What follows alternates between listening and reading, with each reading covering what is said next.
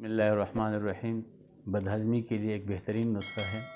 ایسے بدہضمی جو ہمیشہ کے انسان کھانا کھائے، اس بدہضمی کی وجہ سے انسان کے سر میں درد ہو یا ادھے سر میں درد ہو یا اس کی وجہ سے جگر کا صلابت ہو یعنی سخت ہونا، یا اس کی وجہ سے آنکھوں میں ظلمت ہو یعنی اندھیرا سا ہونا، تو اس کے لیے ایک بہترین نسخہ ہے تخم انجدان، جس کے ہینگ بولتے ہیں۔ یہ 10 تولہ اس کا تخم یعنی مغز، اور فلفل سیاہ 6 ماشا، تخم کرفس 6 ماشا، اور مامیرہ 5 تولہ، اور فوتج 5 تولہ، حاشا 5 تولہ، سویا 5 تولہ، قرتم 9 تولہ، اور شہد 1 کلو۔